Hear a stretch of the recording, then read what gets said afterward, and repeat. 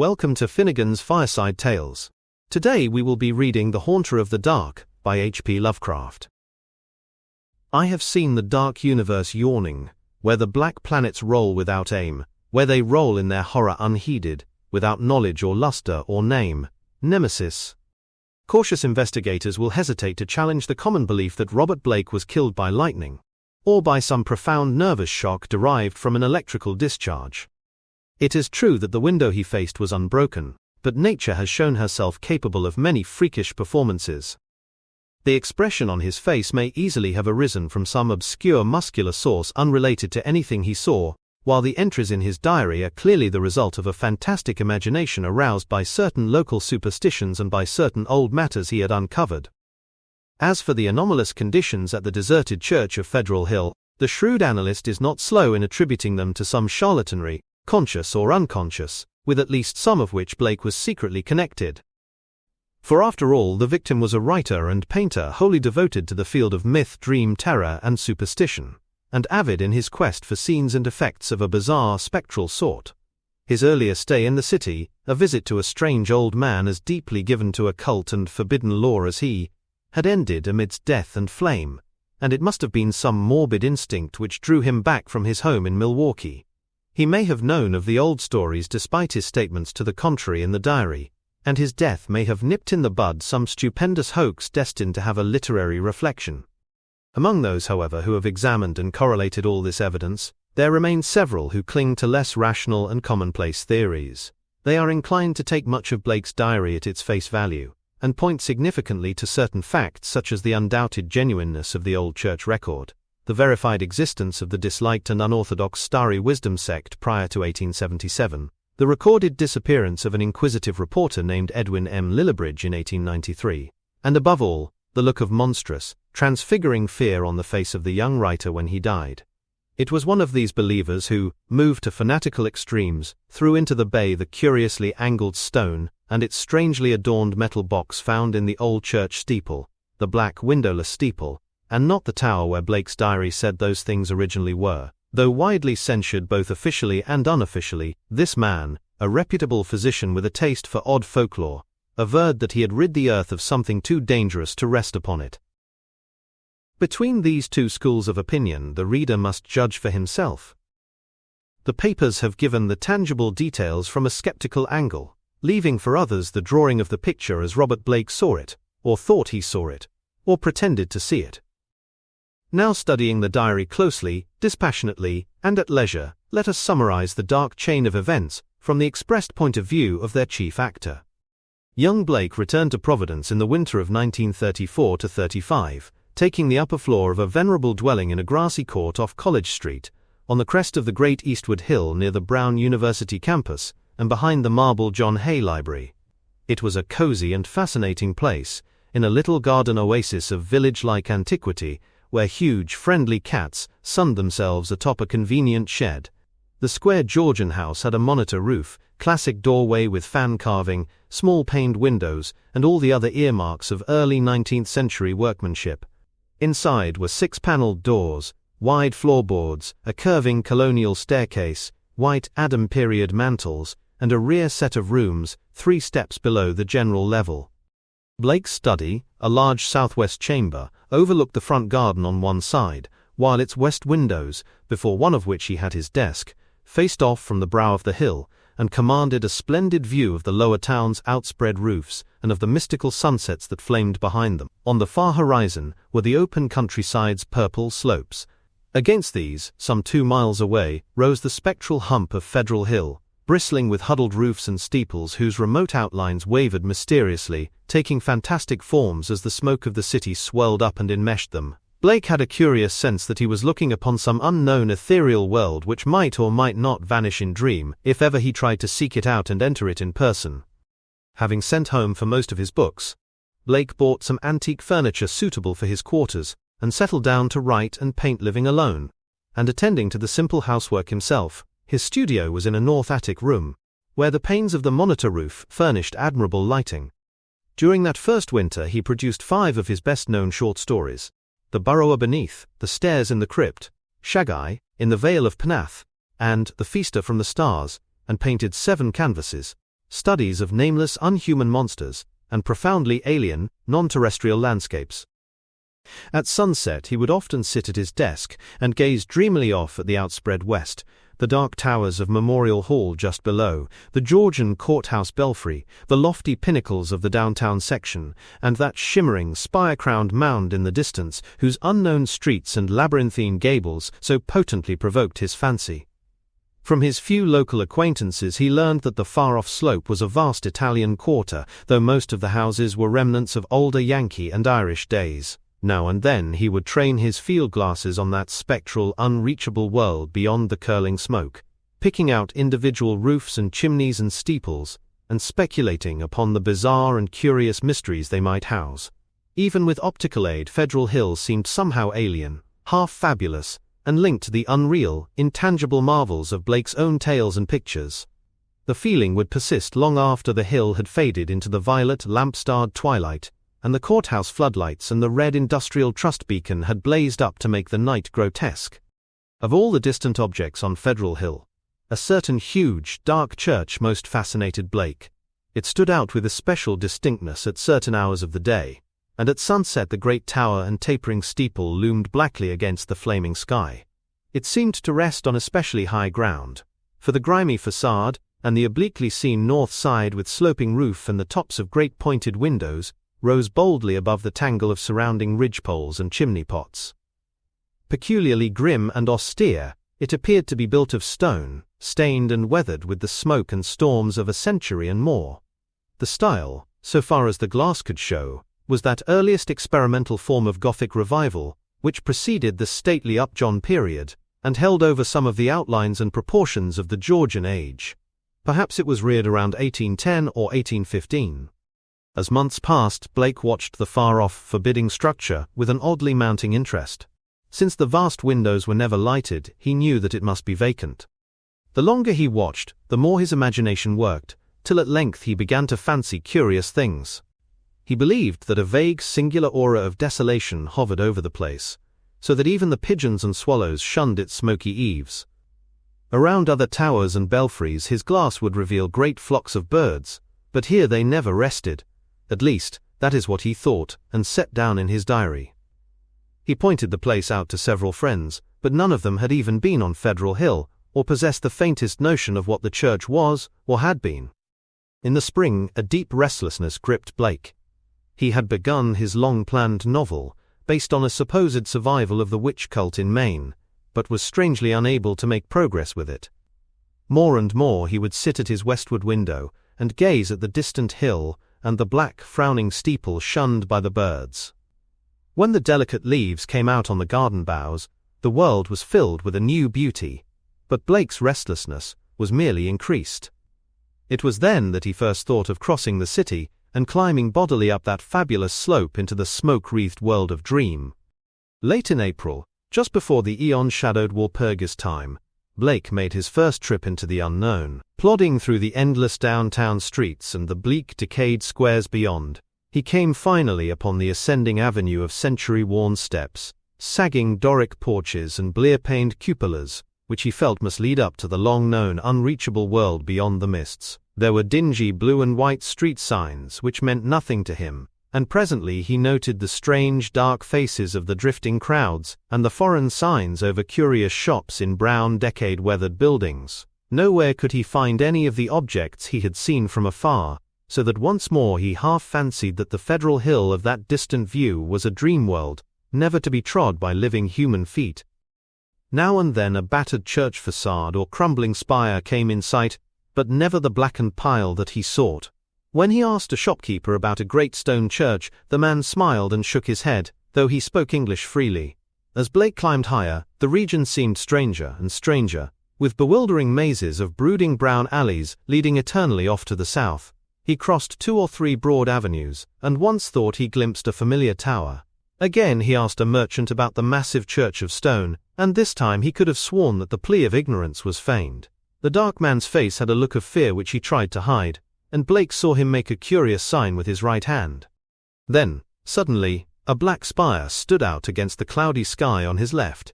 Above the tiers of brown roofs lining the tangled southerly alleys, Blake knew at once what it was. and plunged toward it through the squalid, unpaved lanes that climbed from the avenue.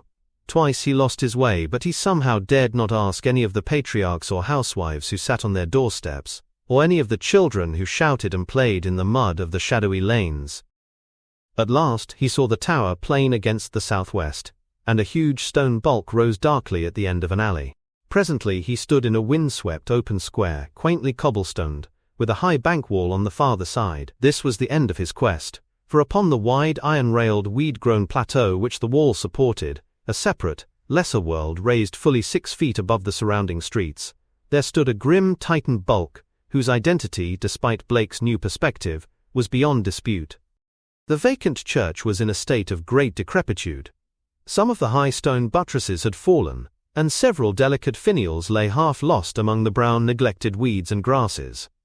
The sooty Gothic windows were largely unbroken, though many of the stone mullions were missing. Blake wondered how the obscurely painted panes could have survived so well, in view of the known habits of small boys the world over. The massive doors were intact and tightly closed. Around the top of the bank wall, fully enclosing the grounds, was a rusty iron fence, whose gate, at the head of a flight of steps from the square, was visibly padlocked. The path from the gate to the building was completely overgrown. Desolation and decay hung like a pall above the place, and in the birdless eaves and black, ivyless walls, Blake felt a touch of the dimly sinister beyond his power to define. There were very few people in the square, but Blake saw a policeman at the northerly end, and approached him with questions about the church. He was a great wholesome Irishman, and it seemed odd that he would do little more than make the sign of the cross and mutter that people never spoke of that building. When Blake pressed him, he said very hurriedly that the Italian priest warned everybody against it, vowing that a monstrous evil had once dwelt there, and left its mark. He himself had heard dark whispers of it from his father, who recalled certain sounds and rumors from his boyhood. There had been a bad sect there in the old days, an outlaw sect that called up awful things from some unknown gulf of night. It had taken a good priest to exorcise what had come, though there did be those who said that merely the light could do it. If Father O'Malley were alive, there would be many a thing he could tell, but now there was nothing to do but let it alone. It hurt nobody now, and those that owned it were dead or far away. They had run away like rats after the threatening talk in '77, when people began to mind the way folks vanished now and then in the neighborhood. Someday the city would step in and take the property for lack of heirs, but little good would come of anybody's touching it. Better it be left alone for the years to topple, lest things be stirred that ought to rest forever in their black abyss. After the policeman had gone, Blake stood staring at the sullen steepled pile. It excited him to find that the structure seemed as sinister to others as to him, and he wondered what grain of truth might lie behind the old tales the bluecoat had repeated. Probably they were mere legends evoked by the evil look of the place, but even so, they were like a strange coming to life of one of his own stories. The afternoon sun came out from behind dispersing clouds, but seemed unable to light up the stained, sooty walls of the old temple that towered on its high plateau. It was odd that the green of spring had not touched the brown withered growths in the raised iron-fenced yard. Blake found himself edging nearer the raised area and examining the bank wall and rusted fence for possible avenues of ingress. There was a terrible lure about the blackened fane which was not to be resisted. The fence had no opening near the steps, but round on the north side were some missing bars. He could go up the steps and walk round on the narrow coping outside the fence till he came to the gap. If the people feared the place so wildly, he would encounter no interference. He was on the embankment and almost inside the fence before anyone noticed him. Then, looking down, he saw the few people in the square edging away and making the same sign with their right hands that the shopkeeper in the avenue had made. Several windows were slammed down, and a fat woman darted into the street and pulled some small children inside a rickety, unpainted house. The gap in the fence was very easy to pass through, and before long, Blake found himself wading amidst the rotting tangled growths of the deserted yard. Here and there the worn stump of a headstone told him that there had once been burials in the field, but that, he saw, must have been very long ago.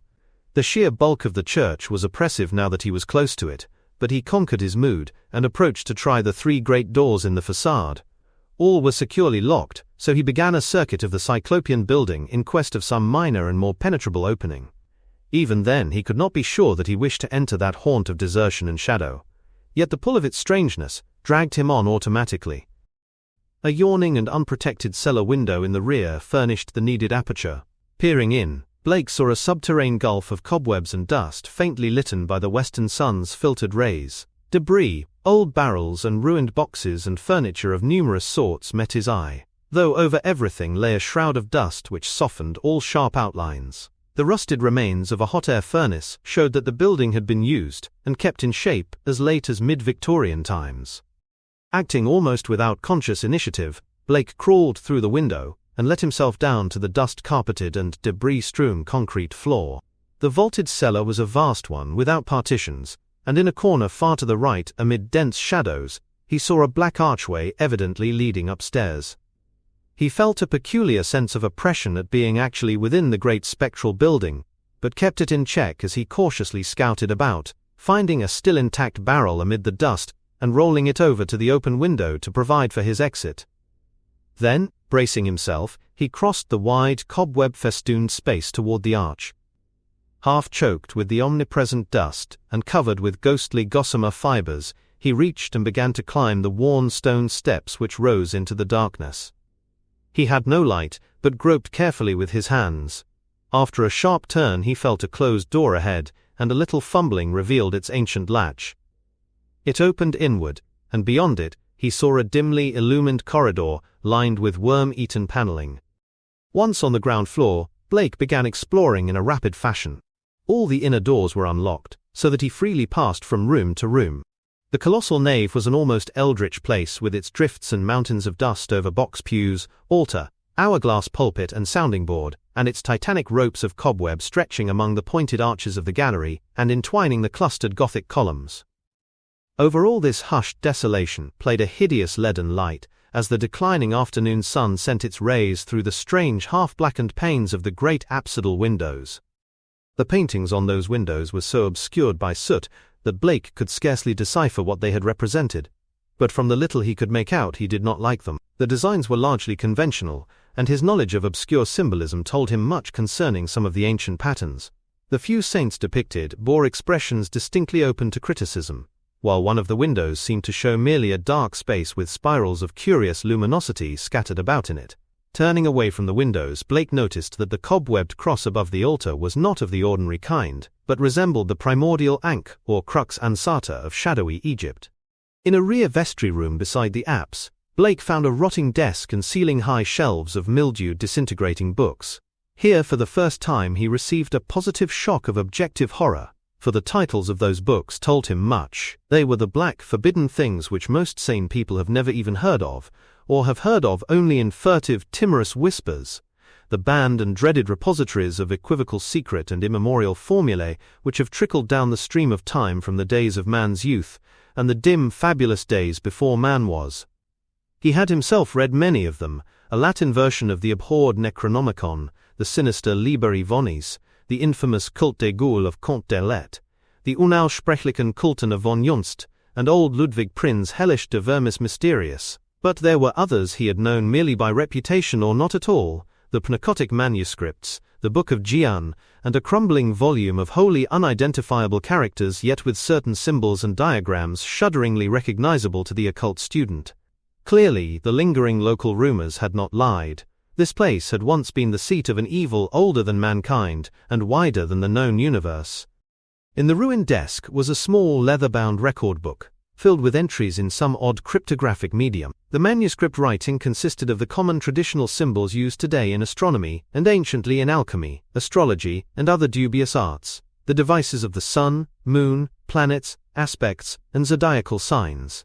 Here, massed in solid pages of text, with divisions and paragraphing suggesting that each symbol answered to some alphabetical letter. In the hope of later solving the cryptogram, Blake bore off this volume in his coat pocket.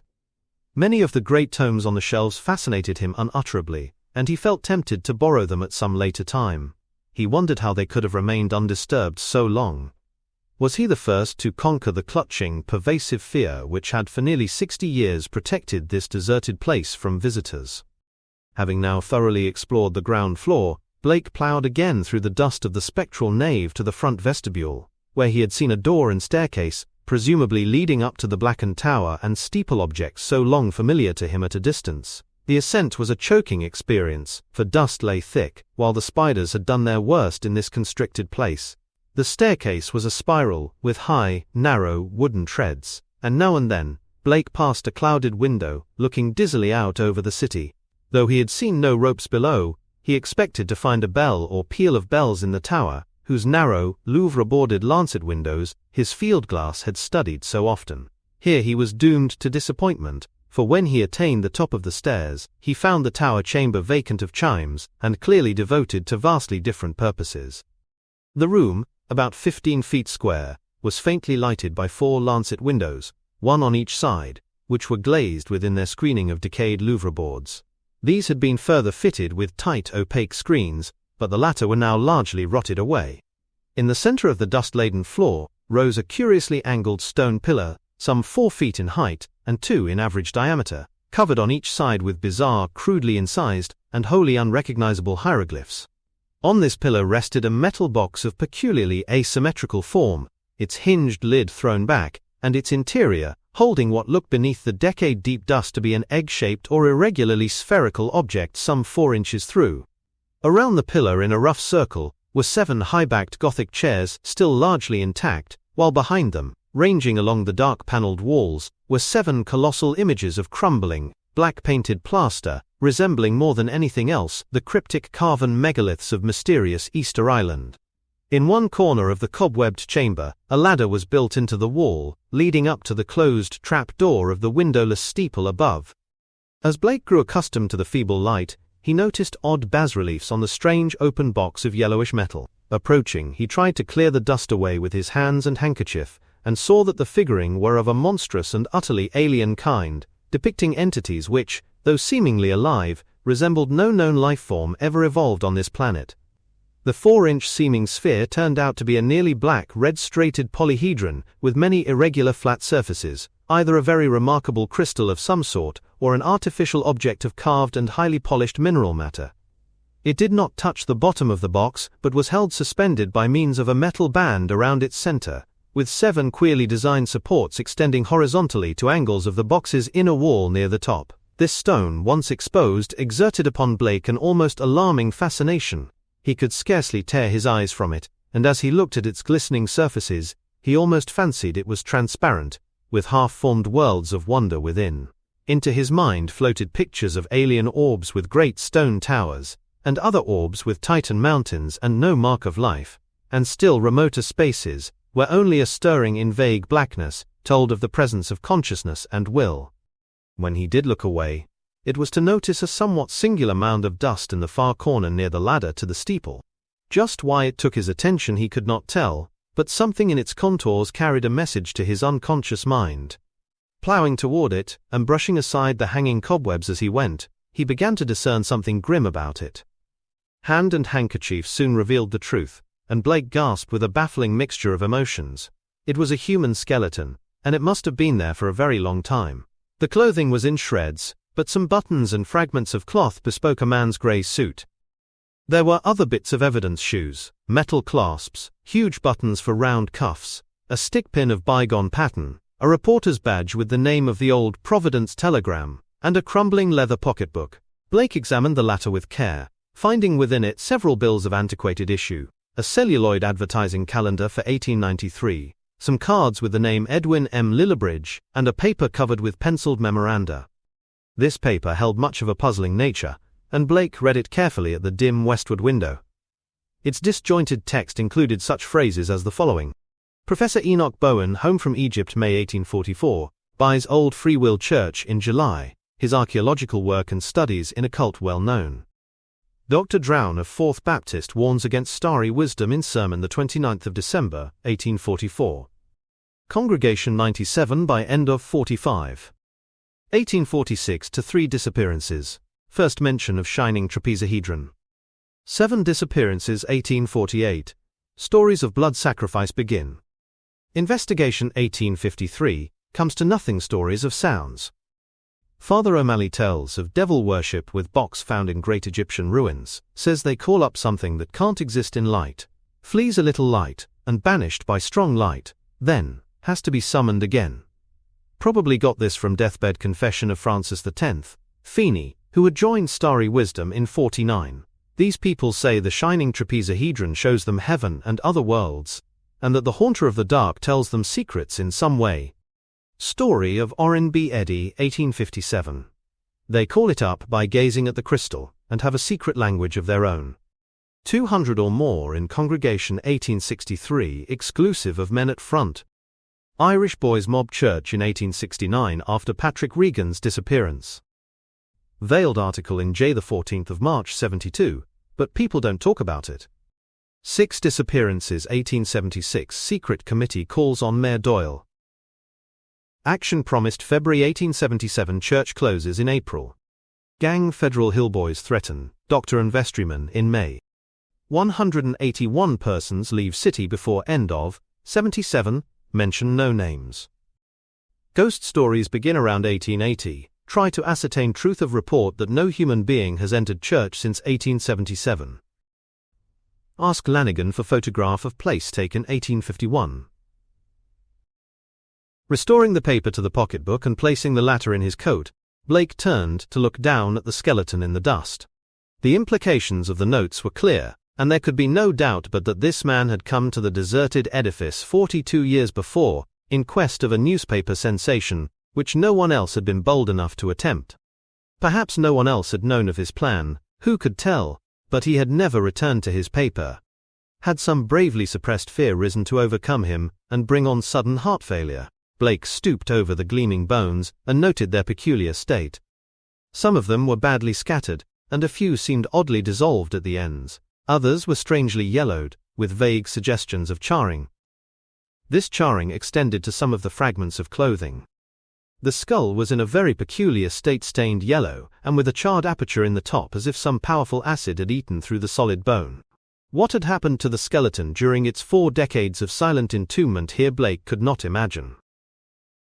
Before he realized it, he was looking at the stone again, and letting its curious influence call up a nebulous pageantry in his mind. He saw processions of robed, hooded figures whose outlines were not human, and looked on endless leagues of desert lined with carved sky-reaching monoliths. He saw towers and walls in night depths under the sea, and vortices of space where wisps of black mist floated before thin shimmering of cold purple haze. And beyond all else he glimpsed an infinite gulf of darkness, where solid and semi-solid forms were known only by their windy stirrings, and cloudy patterns of force seemed to superimpose order on chaos and hold forth a key to all the paradoxes and arcana of the worlds we know. Then all at once the spell was broken by an access of gnawing, indeterminate panic fear. Blake choked and turned away from the stone, conscious of some formless alien presence close to him, and watching him with horrible intentness. He felt entangled with something which was not in the stone, but which had looked through it at him, something which would ceaselessly follow him with a cognition that was not physical sight. Plainly the place was getting on his nerves, as well it might in view of his gruesome find. The light was waning too, and since he had no illuminant with him he knew he would have to be leaving soon. It was then, in the gathering twilight, that he thought he saw a faint trace of luminosity in the crazily angled stone. He had tried to look away from it, but some obscure compulsion drew his eyes back. Was there a subtle phosphorescence of radioactivity about the thing? What was it that the dead man's notes had said concerning a shining trapezohedron? What, anyway, was this abandoned lair of cosmic evil? What had been done here, and what might still be lurking in the bird-shunned shadows? It seemed now as if an elusive touch of Theta had arisen somewhere close by, though its source was not apparent. Blake seized the cover of the long open box and snapped it down. It moved easily on its alien hinges, and closed completely over the unmistakably glowing stone. At the sharp click of that closing, a soft stirring sound seemed to come from the steeple's eternal blackness overhead, beyond the trap door. Rats, without question, the only living things to reveal their presence in this accursed pile since he had entered it. And yet that stirring in the steeple frightened him horribly, so that he plunged almost wildly down the spiral stairs, across the ghoulish nave, into the vaulted basement, out amidst the gathering dust of the deserted square, and down through the teeming fear-haunted alleys and avenues of Federal Hill, towards the sane central streets and the home-like brick sidewalks of the college district. During the days which followed, Blake told no one of his expedition. Instead, he read much in certain books, examined long years of newspaper files downtown, and worked feverishly at the cryptogram in that leather volume from the cobwebbed vestry room. The cipher, he soon saw, was no simple one, and after a long period of endeavor he felt sure that its language could not be English, Latin, Greek, French, Spanish, Italian, or German. Evidently he would have to draw upon the deepest wells of his strange erudition. Every evening the old impulse to gaze westwards returned, and he saw the black steeple as of yore amongst the bristling roofs of a distant and half-fabulous world. But now it held a fresh note of terror for him. He knew the heritage of evil lore it masked, and with the knowledge his vision ran riot in queer new ways. The birds of spring were returning, and as he watched their sunset flights, he fancied they avoided the gaunt, lone spire as never before. When a flock of them approached it, he thought, they would wheel and scatter in panic confusion, and he could guess at the wild twittering which failed to reach him across the intervening miles. It was in June that Blake's diary told of his victory over the cryptogram. The text was, he found, in the dark Aklo language used by certain cults of evil antiquity, unknown to him in a halting way through previous researches. The diary is strangely reticent about what Blake deciphered, but he was patently awed and disconcerted by his results. There are references to a haunter of the dark awaked by gazing into the shining trapezohedron, and insane conjectures about the black gulfs of chaos from which it was called. The being is spoken of as holding all knowledge, and demanding monstrous sacrifices. Some of Blake's entries show fear lest the thing, which he seemed to regard as summoned, stalk abroad, though he adds that the streetlights form a bulwark which cannot be crossed. Of the shining trapezohedron he speaks often, calling it a window on all time and space, and tracing its history from the days it was fashioned on dark Yuggoth, before ever the old ones brought it to earth. It was treasured and placed in its curious box by the crinoid things of Antarctica, salvaged from their ruins by the serpent men of Valusia, and peered at eons later in Lemuria by the first human beings. It crossed strange lands and stranger seas, and sank with Atlantis before a Minoan fisher meshed it in his net and sold it to swarthy merchants from Nited Kem. The pharaoh Nefrenka built around it a temple with a windowless crypt, and did that which caused his name to be stricken from all monuments and records. Then it slept in the ruins of that evil fane which the priests and the new pharaoh destroyed, till the delver's spade once more brought it forth to curse mankind.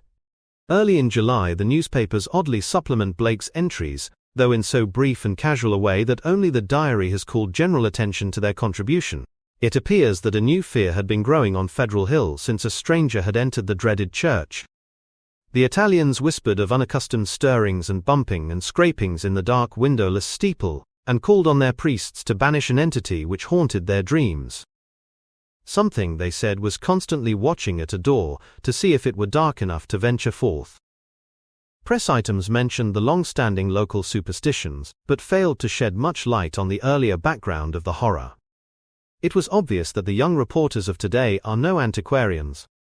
In writing of these things in his diary, Blake expresses a curious kind of remorse, and talks of the duty of burying the shining trapezohedron, and of banishing what he had evoked, by letting daylight into the hideous jutting spire. At the same time, however, he displays the dangerous extent of his fascination, and admits a morbid longing, pervading even his dreams, to visit the accursed tower, and gaze again into the cosmic secrets of the glowing stone. Then something in the journal on the morning of the 17th of July threw the diarist into a veritable fever of horror. It was only a variant of the other half-humorous items about the Federal Hill restlessness, but to Blake it was somehow very terrible indeed. In the night a thunderstorm had put the city's lighting system out of commission for a full hour, and in that black interval the Italians had nearly gone mad with fright. Those living near the dreaded church had sworn that the thing in the steeple had taken advantage of the street lamp's absence and gone down into the body of the church, flopping and bumping around in a viscous, altogether dreadful way. Towards the last it had bumped up to the tower, where there were sounds of the shattering of glass. It could go wherever the darkness reached, but light would always send it fleeing. When the current blazed on again, there had been a shocking commotion in the tower, for even the feeble light trickling through the grime-blackened Louvre-bordered windows was too much for the thing. It had bumped and slithered up into its tenebrous steeple just in time, for a long dose of light would have sent it back into the abyss whence the crazy stranger had called it. During the dark hour praying crowds had clustered round the church in the rain with lighted candles and lamps somehow shielded with folded paper and umbrellas. a guard of light to save the city from the nightmare that stalks in darkness. Once, those nearest the church declared, the outer door had rattled hideously. But even this was not the worst. That evening in the bulletin Blake read of what the reporters had found. Aroused at last to the whimsical news value of the scare, a pair of them had defied the frantic crowds of Italians and crawled into the church through the cellar window after trying the doors in vain. They found the dust of the vestibule and of the spectral nave ploughed up in a singular way, with bits of rotted cushions and satin pew linings scattered curiously around. There was a bad odor everywhere, and here and there were bits of yellow stain and patches of what looked like charring. Opening the door to the tower, and pausing a moment at the suspicion of a scraping sound above, they found the narrow spiral stairs wiped roughly clean. In the tower itself a similarly half-swept condition existed. They spoke of the heptagonal stone pillar, the overturned Gothic chairs, and the bizarre plaster images, though strangely enough the metal box and the old mutilated skeleton were not mentioned. What disturbed Blake the most, except for the hints of stains and charring and bad odors, was the final detail that explained the crashing glass.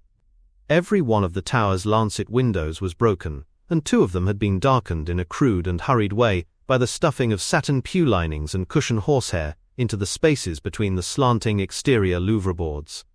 More satin fragments and bunches of horsehair lay scattered around the newly swept floor, as if someone had been interrupted in the act of restoring the tower to the absolute blackness of its tightly curtained days. Yellowish stains and charred patches were found on the ladder to the windowless spire, but when a reporter climbed up, opened the horizontally sliding trap-door and shot a feeble flashlight beam into the black and strangely fetid space, he saw nothing but darkness, and a heterogeneous litter of shapeless fragments near the aperture. The verdict, of course, was charlatanry. Somebody had played a joke on the superstitious hill-dwellers, or else some fanatic had striven to bolster up their fears for their own supposed good. Or perhaps some of the younger and more sophisticated dwellers had staged an elaborate hoax on the outside world. There was an amusing aftermath when the police sent an officer to verify the reports. 3 men in succession found ways of evading the assignment, and the 4th went very reluctantly and returned very soon without adding to the account given by the reporters. From this point onwards, Blake's diary shows a mounting tide of insidious horror and nervous apprehension. He upbraids himself for not doing something, and speculates wildly on the consequences of another electrical breakdown. It had been verified that on 3 occasions, during thunderstorms, he telephoned the electric light company in a frantic vein, and asked that desperate precautions against a lapse of power be taken. Now and then his entries show concern over the failure of the reporters to find the metal box and stone, and the strangely marred old skeleton, when they explored the shadowy tower room. He assumed that these things had been removed, whither, and by whom or what, he could only guess, but his worst fears concerned himself, and the kind of unholy rapport he felt to exist between his mind and that lurking horror in the distant steeple, that monstrous thing of night which his rashness had called out of the ultimate black spaces. He seemed to feel a constant tugging at his will, and callers of that period remember how he would sit abstractedly at his desk and stare out of the west window at that far-off spire-bristling mound beyond the swirling smoke of the city. His entries dwell monotonously on certain terrible dreams, and of a strengthening of the unholy rapport in his sleep. There is mention of a night when he awakened to find himself fully dressed, outdoors, and headed automatically down College Hill towards the west. Again and again he dwells on the fact that the thing in the steeple knows where to find him. The week following the 30th of July is recalled as the time of Blake's partial breakdown. He did not dress, and ordered all his food by telephone. Visitors remarked the cords he kept near his bed, and he said that sleepwalking had forced him to bind his ankles every night with knots which would probably hold or else waken him with the labor of untying. In his diary he told of the hideous experience which had brought the collapse. After retiring on the night of the 30th, he had suddenly found himself groping about in an almost black space. All he could see were short, faint, horizontal streaks of bluish light, but he could smell an overpowering fetor, and hear a curious jumble of soft, furtive sounds above him. Whenever he moved, he stumbled over something, and at each noise there would come a sort of answering sound from above, a vague stirring, mixed with the cautious sliding of wood on wood. Once his groping hands encountered a pillar of stone with a vacant top, whilst later he found himself clutching the rungs of a ladder built into the wall and fumbling his uncertain way upwards towards some region of more intense stench where a hot, searing blast beat down against him. Before his eyes a kaleidoscopic range of phantasmal images played, all of them dissolving at intervals into the picture of a vast, unplumbed abyss of night wherein whirled suns and worlds of an even profounder blackness. He thought of the ancient legends of ultimate chaos, at whose center sprawls the blind idiot god Azathoth, lord of all things, encircled by his flopping horde of mindless and amorphous dancers, and lulled by the thin, monotonous piping of a demoniac flute held in nameless paws. Then a sharp report from the outer world broke through his stupor, and roused him to the unutterable horror of his position. What it was he never knew. Perhaps it was some belated peal from the fireworks heard all summer on Federal Hill as the dwellers hailed their various patron saints, or the saints of their native villages in Italy. In any event, he shrieked aloud, dropped frantically from the ladder, and stumbled blindly across the obstructed floor of the almost lightless chamber that encompassed him. He knew instantly where he was, and plunged recklessly down the narrow spiral staircase, tripping and bruising himself at every turn. There was a nightmare flight through a vast cobwebbed nave, whose ghostly arches reached up to realms of leering shadow, a sightless scramble through a littered basement, a climb to regions of air and streetlights outside, and a mad racing down a spectral hill of gibbering gables, across a grim, silent city of tall black towers, and up the steep eastward precipice to his own ancient door.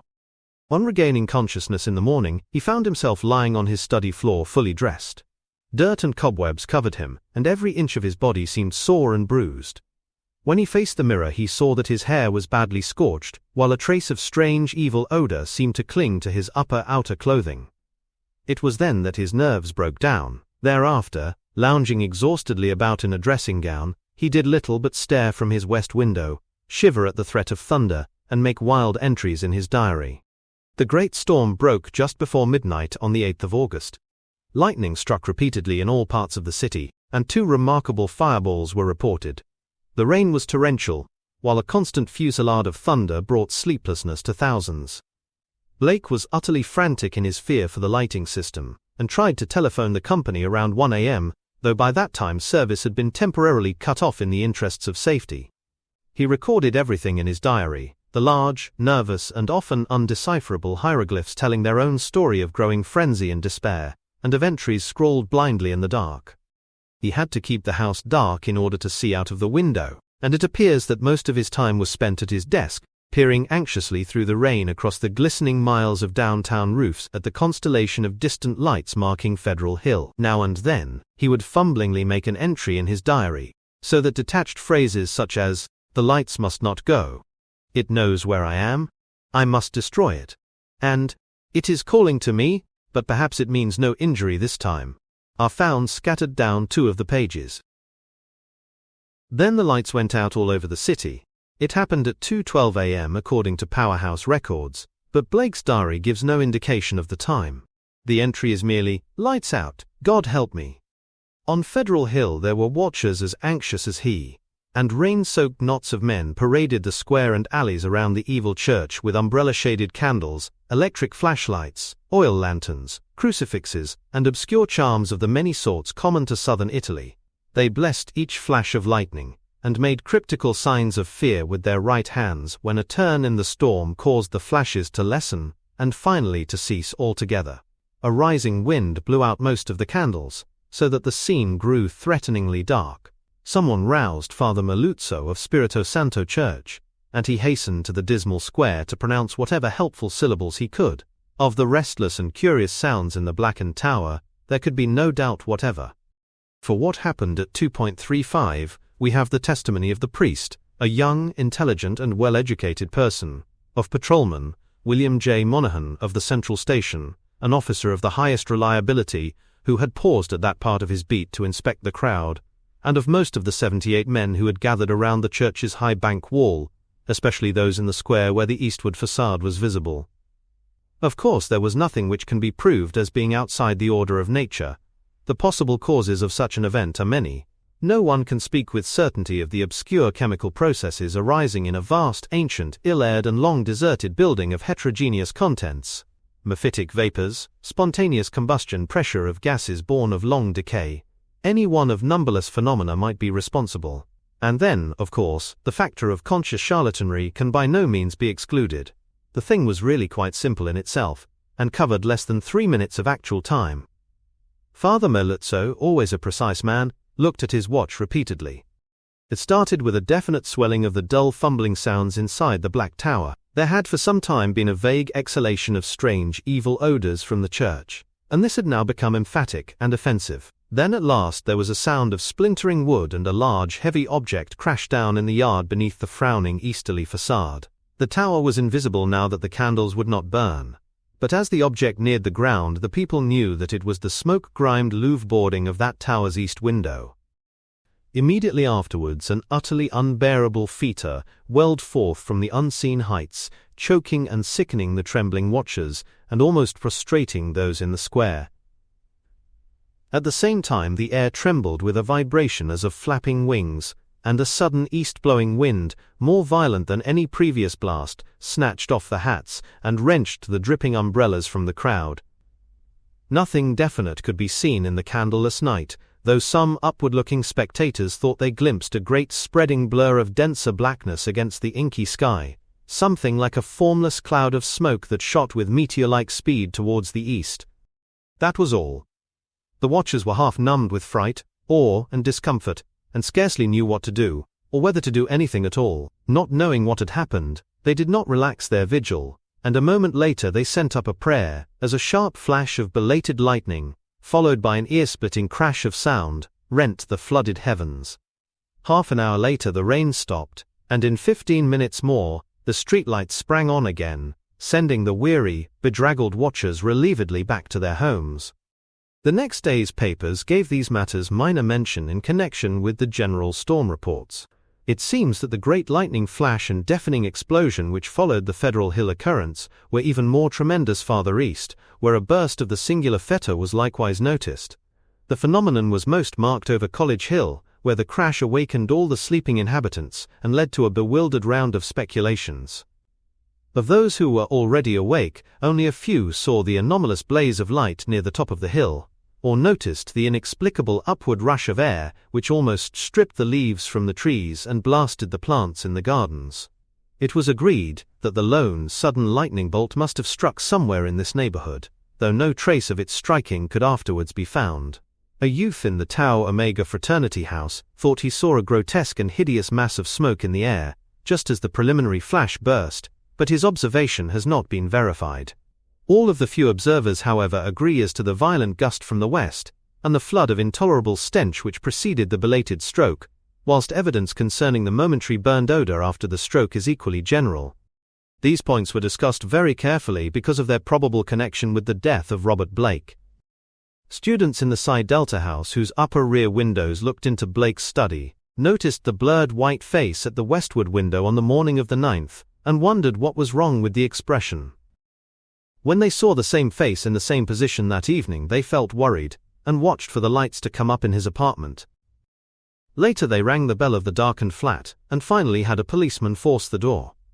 The rigid body sat bolt upright at the desk by the window, and when the intruders saw the glassy, bulging eyes and the marks of stark, convulsive fright on the twisted features, they turned away in sickened dismay. Shortly afterwards the coroner's physician made an examination, and despite the unbroken window reported electrical shock or nervous tension induced by electrical discharge as the cause of death. The hideous expression he ignored altogether, deeming it a not improbable result of the profound shock as experienced by a person of such abnormal imagination and unbalanced emotions. He deduced these latter qualities from the books, paintings, and manuscripts found in the apartment, and from the blindly scrawled entries in the diary on the desk. Blake had prolonged his frenzied jottings to the last, and the broken pointed pencil was found clutched in his spasmodically contracted right hand. The entries after the failure of the lights were highly disjointed, and legible only in part. From them, certain investigators have drawn conclusions differing greatly from the materialistic official verdict, but such speculations have little chance for belief among the conservative. The case of these imaginative theorists has not been helped by the action of superstitious Dr. Dexter, who threw the curious box and angled stone, an object certainly self-luminous as seen in the black windowless steeple where it was found, into the deepest channel of Narragansett Bay. Excessive imagination, and neurotic unbalance on Blake's part, aggravated by knowledge of the evil bygone cult whose startling traces he had uncovered, formed the dominant interpretation given those final frenzied jottings. These are the entries, or all that can be made of them. Lights still out. Must be 5 minutes now. Everything depends on lightning. Yadith granted will keep up. Some influence seems beating through it. Rain and thunder and wind deafen. The thing is taking hold of my mind. Trouble with memory. I see things I never knew before. Other worlds and other galaxies, dark. The lightning seems dark and the darkness seems light. It cannot be the real hill and church that I see in the pitch darkness. Must be retinal impression left by flashes. Heaven grant the Italians are out with their candles if the lightning stops. What am I afraid of? Is it not an avatar of Nyarlathotep, who in antique and shadowy Kem even took the form of man? I remember Yuggoth, and more distant Shagai, and the ultimate void of the black planets. The long winging flight through the void cannot cross the universe of light, recreated by the thoughts caught in the shining trapezohedron, send it through the horrible abysses of radiance. My name is Blake. Robert Harrison Blake of 620 East Knapp Street, Milwaukee, Wisconsin. I am on this planet. Azathoth have mercy. The lightning no longer flashes. Horrible. I can see everything with a monstrous sense that is not sight. Light is dark and dark is light. Those people on the hill. Guard, candles and charms, they're priests. Sense of distance gone far is near, and near is far. No light, no glass, see that steeple, that tower window, can hear Roderick Usheram, mad or going mad. The thing is stirring and fumbling in the tower. I am it and it is I. I want to get out. Must get out and unify the forces. It knows where I am. I am Robert Blake, but I see the tower in the dark. There is a monstrous odor, senses transfigured, boarding at that tower window, cracking and giving way. Nigh. I see it coming here. Hellwind, Titan, Blur, Black Wing, Yog Sothoth, save me. The three-lobed burning eye.